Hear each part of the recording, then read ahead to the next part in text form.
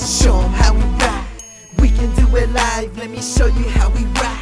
Lights, camera, action, we never gon' stop. Rapping Gavazine when I step on the scene. Got your attention with the style that I bring. I'm rapping for this team. What you Gavazine, that's Gavazine. Hello and welcome to Gavazine, your bi-weekly school news. My name is David Vaca. And I'm Eric Snyder. October is here, which means one thing. It's Breast Cancer Awareness Month. And many in our community are getting together to support this cause. Sophie Perez has more on this story. Breast Cancer Awareness Month, and the community is coming together to support by shopping, going to events, and walking. The Gilroy Premium Outlets and Susan J. Conan for the Cure are teaming up to support breast cancer awareness research by providing a coupon booklet for donation. The booklet allows people to get 25% off a single item from participating stores, like DKNY, Michael Kors, and Polo Ralph Lauren. What do you think of the outlet's support? Well, I think it's a really good cause, especially since there's a lot of foreigners who go, so they're willing to spend money. Some stores are doing something extra, like Polo Ralph Lauren is selling a $10 tote bag and 50% of the proceeds are going to the Pink Pony Foundation. Are you guys raising any funds in addition? So my store isn't allowed actually, so no, we don't. But what we are doing, we sell sports bras, so we try to give free sports bras. We try to promote that service to our customers, just for the sense that we do have a lot of customers who come in saying oh, I just had breast reduction because I have cancer, so they need a special service for that. So we do try to provide that for them. So that's what we're trying to promote right now for the month of October. JCPenney salons are offering free haircuts and style to breast cancer survivors. Lane Bryant is donating 40 cents to the American Cancer Society from each Cacique bra and limited edition pink ribbon t-shirt purchased. If you want to support the cause, there is still a chance. Making Strides Against Breast Cancer of Silicon Valley is having its 5th annual 5K walk at 8 a.m. Saturday, October 27th in San Jose. For more information, go to makingstrideswalk.org. Getting out of school is easy, but coming back is hard.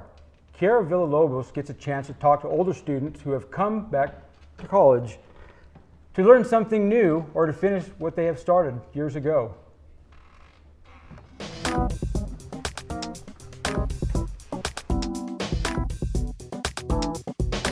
What brought me back to school? I really enjoy education. I like to go through and meet different people of all ages. I'm one of the oldest members here at Gavilan. In fact, some students have called me a well-seasoned student. What I like and when I came back is the challenge of the school, the challenge of being around young people, so it keeps me young, hopefully. I got married at about 18 or 19, and I had my first child.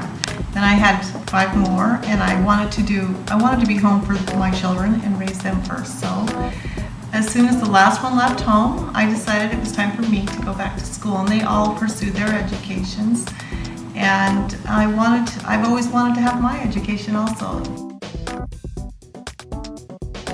I really like to go through and I like the educational pursuits available here.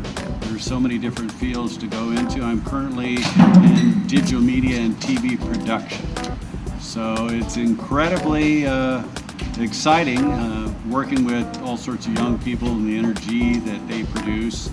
And it's fun to go through and try and keep up with them. And that's why I go to school. Gavilan is a very nice environment. It's got, I would say, mostly beautiful greenery and quiet. I play golf also all the way over there, so it's pretty calm. I enjoy it, actually. And my husband, there have been times actually the past few years where he was unemployed. And that also was actually, I should say, was a good contributor too, making me realize that if anything should happen to my husband, I needed to be independent and have an education too. To keep my out of trouble, so learning and studying stuff is the best way. And it's a challenge. Some people say that it will reduce the Alzheimer's disease because you keep your brain busy. I think as a seasoned student, I'm a little bit more focused than the younger ones, but they can also go through and take more classes than I can at one time. So there's a big trade-off there. What's nice now at my age to take the classes is I don't feel a competition from by the teachers, by the classes. I just do it for myself, and I just do it for my own enjoyment.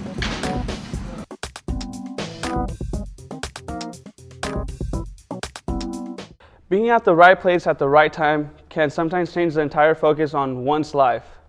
This happened to the world-famous photographer Tom ONeill. Over 30 years ago, Professor Esmeralda Owen interviewed him at the special Salinas talk.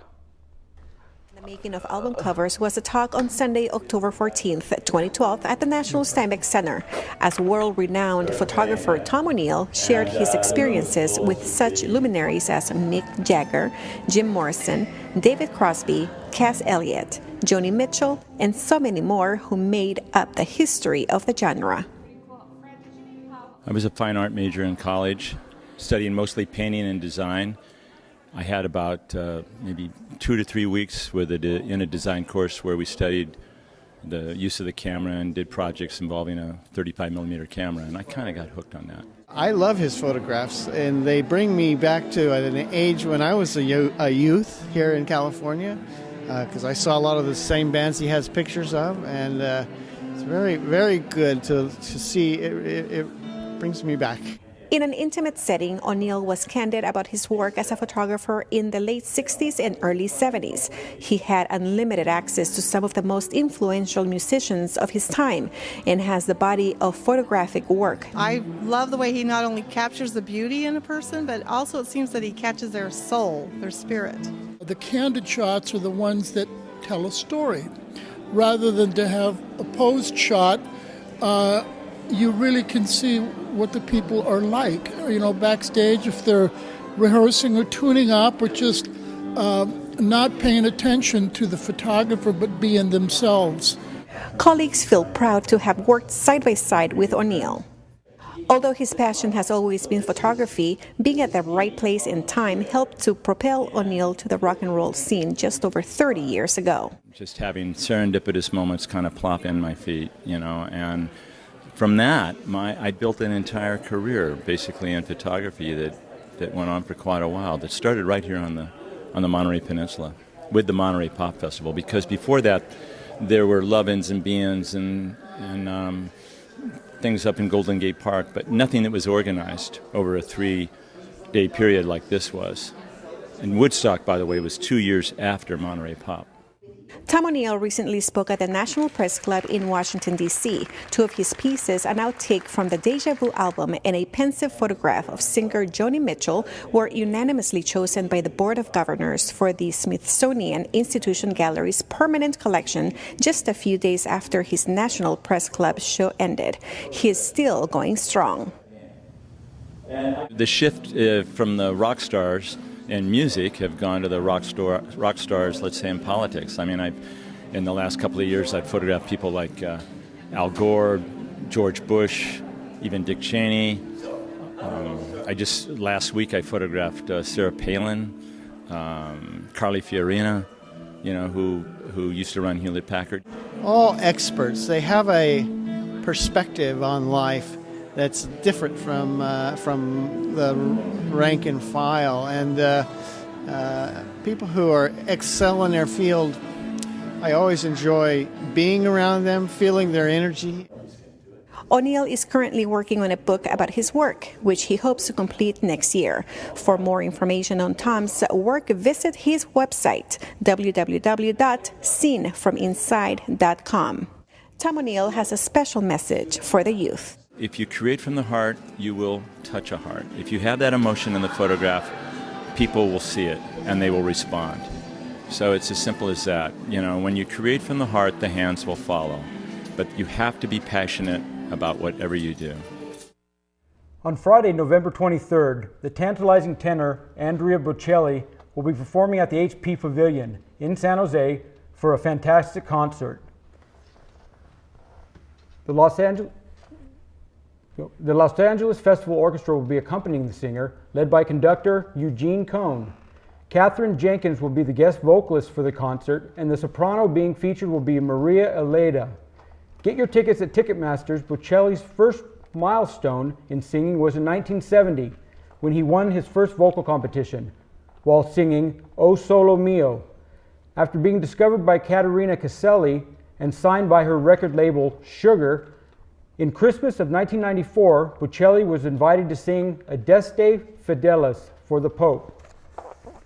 Bocelli is a multi-talented and plays the piano, flute, and saxophone. He lost his sight due to a soccer accident when he was 12.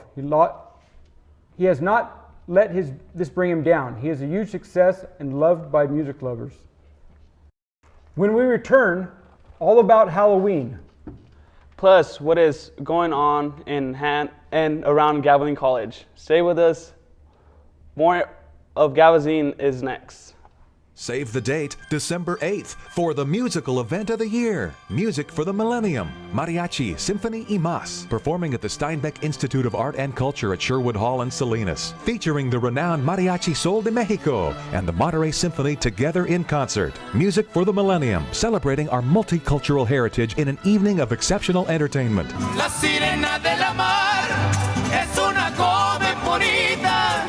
For an additional cost, this musical gala will also include a black tie dinner, VIP reception, and a post-performance private gathering with the musicians. All proceeds benefit the programs of the Media Center for Art, Education, and Technology and the Millennium Charter High School, opening to freshmen and sophomores in fall 2013. Tickets are on sale now at McCateFoundation.org or call 800-838-3006. Don't miss this exceptional celebration of mariachi, symphony, and more, December 8th. For more information or to become a sponsor of Music for the Millennium, call 383-9681. Are you having trouble achieving your goals due to lack of proper resources? Can't find a quiet place to study? Then come to the Student Success Center, located in Portable 11. Here we create a proper studying atmosphere, well equipped with the technology you need. Need some help catching on your homework? Sign into a quiet room where you can successfully focus on your work. Backed up on class credits, or you're not taking the right classes? Here, you can talk to a student success counselor that can talk to you through the right college credits. The Teachers Learning Center. It's an opportunity for teachers to enhance their teaching skills. It's located in the library's mezzanine. It's a place where instructors can learn about Excel grading, iLearn, and much more. It's a perfect place to have a meeting, or just a place to relax. It's open daily, Monday through Thursdays, 8:30 to 5 p.m., and Fridays, 8:30 to 3 p.m. So come on by. With Halloween right around the corner, here are some ideas for costumes that you can do for under $10. Hi, I'm Angelica, and since Halloween is coming up right around the corner, I have put together a few ideas of how we can make a cheap, inexpensive costume. Many of us are looking forward to that won't break your bank. So for this first costume, we're going to do an alien. This one's really easy. All you need to do is buy a mask. And it's going to be only $6. And we are going to pair it up with a black sweatshirt and some black pants that we might have at home.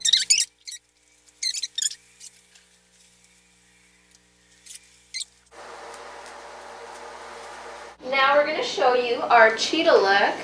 This one is easy. We already have some black pants on, and we're just going to put a black shirt on, and we have our ears, and we're going to do a little bit of makeup and hair.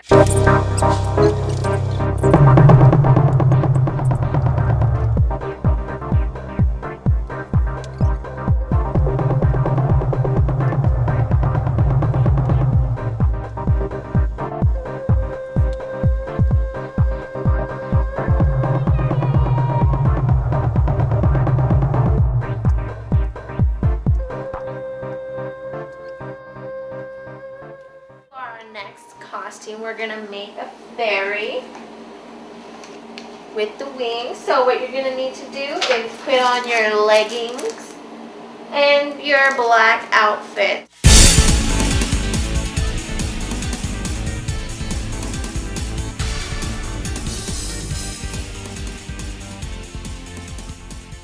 So the next costume we're gonna try out is our vampire costume.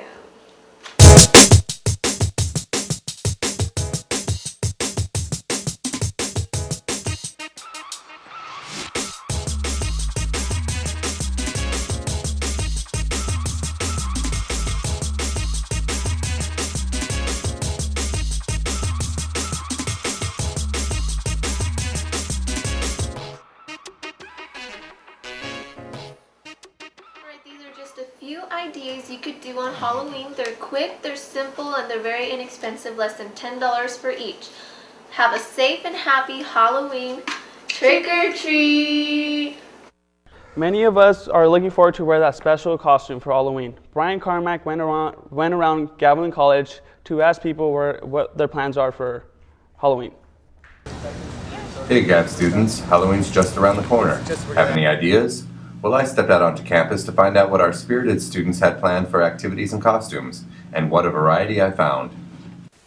Well, this Halloween I think I'm gonna probably chill with my friends, watch some movies, scary movies. I usually just like buy the little costumes that you just put stickers on and like you have like the little ears and that's all you need. I usually just wear that. Maybe hang out with some friends. Alright. Go to a haunted maze or something. Haunted maze, where's that? They got one in Hollister, one in Morgan Hills, so one of them. Awesome. Maybe both. Do you usually dress up in the costume? Yeah. So what you planning on? Not sure yet. Maybe mustard because my friend is gonna be ketchup because I like mustard, he likes ketchup, so that might work out. Yeah, I'm excited. I wanted to try and dress up as a princess, probably Snow White, and I'm excited because I don't really celebrate that much Christian, but my church has this thing and we call it like a harvest party, and so we kind of go dressed up still though, and like we have a trunk or treat, and I don't know, that's pretty much it. Well, my friend's having a theme party. It's going to be a King of the Hill theme party, so I'm going to dress up as one of the characters from that show. And during the weekend I'm actually planning to go to a concert. And during the day, Halloween day, I'm actually planning to go trick-or-treating with a couple of cousins of mine. You guys plan on dressing up? Got any costume ideas? Actually, yeah. We're thinking of going with Team Fortress, based off a video game. If not, we're thinking more of the Batman theme. Awesome. And which would you play? Based on my history, I'll play the Joker. There was a wide range of ideas, and all sounded like they would be fun for the grown-ups. But what about the little ones? Some of our younger moms and dads had their plans all laid out. I'll take my daughter and out trick-or-treating. And any plans of dressing up? Maybe a werewolf. A werewolf? Yeah. You look like you're ready to be a werewolf. Yeah. My plans are to take my kids trick-or-treating around our neighborhood. That's it. Come home early. It's a school night. It is a school night. But you guys plan on dressing up? This year I actually have a poker tutu. And I'm just gonna throw on my poker tutu and, What about the kids? The kid, yes, my son is going to be Mario from Mario Brothers, and my daughter's gonna be Princess Peach. Great. Is this something you guys do every year together? Oh yeah, every year. It's a really big deal. Well, it's my daughter's birthday, so we're probably gonna take her out to dinner and then go trick-or-treating. No matter young or younger, big or small, everyone loves to take part in this great American tradition. Happy trick-or-treating. This has been Brian Carmack for Gavazine. Safety should be a top concern in whatever activities we're involved with. Halloween is no different. This is your quick Halloween safety tip video. Tip number 1, carry a flashlight. Not just because it's to use to look in the dark with, but you can knock out the other kids and steal their candy. Plus, you can scare them by doing this. Tip number 2, go with a group of friends. Why? Not just because it's a lot more fun with more people, but they can vouch for you if the officer ever asks, were you with them the whole night? Tip number 3, go to bed at a decent time. Yes, it's Halloween and you want to take part in some midnight shenanigans, but that's when the other weirdos are out and they're probably very dangerous. Not to mention, if the cops catch you doing those midnight shenanigans at an indecent time, you're in trouble. So go to bed at a decent time. And that's your Halloween safety tip video. Now let's get back to our host in the studio. We will take one more break. The calendar events and sports wrap up next. I'm Damien NBC Bay Area News. Sus raíces fueron del campo, ahí empezó él. Ahí empezó. The majority of Americans don't come from the fields of salinas and blistering heat and reach the pinnacle of a given industry. My dad was called a bracero. He came here back during the Korean War, second wave of the bracero program. Sometimes I wouldn't see him because he worked out in the fields, and sometimes that required him to get up at 2 in the morning and turn the sprinklers on. No teníamos para darles todo lo suficiente. Since he was a little boy, we knew he was not going to be like the rest of us. To see a young man who comes from this background, whose family had to work just to struggle to survive, but instilled in him the value of getting an education. If I failed in school, the consequences were I'd go back in the fields, and it scared the living daylights out of me. He actually hand-wrote a letter to himself, a sign actually, and he taped it to his bedroom door that said, "I will be a TV journalist." It took the industry a long time to hire people of Latino, Hispanic, Chicano background. Even when you think that it's dark, there is a light at the end of the tunnel. We had to push, and it can be done, and Damien has proved that it can be done. I want my kids to know what it's like. This is what Daddy used to do, Mommy. Yes. When the camera lights go off at 6:30 after my live shot, it's not over. It's never over. There's a lot of work to do still.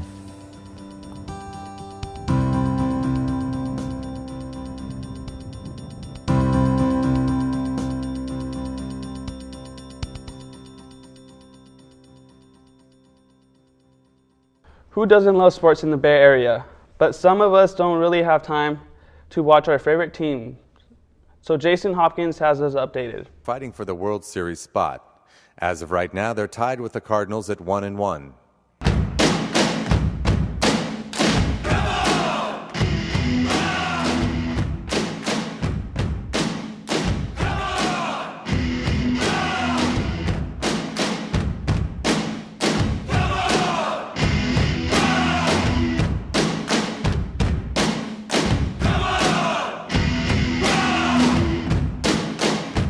The 49ers had 2 rough games, but they're still in second place in the NFC and the NFL.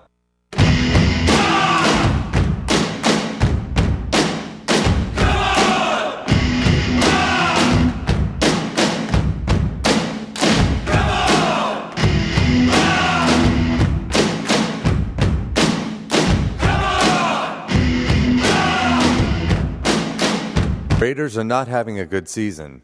They have lost 3 games in the AFC West Coast.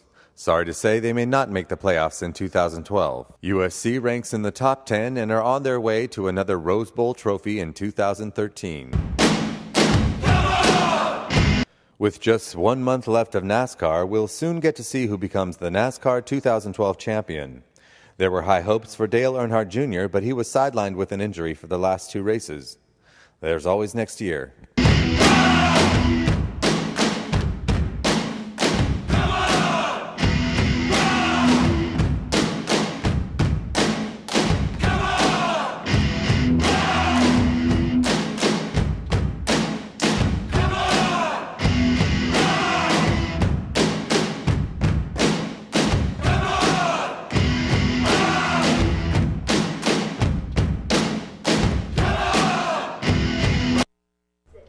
Now let's take a look at the events going on in our area. Take note.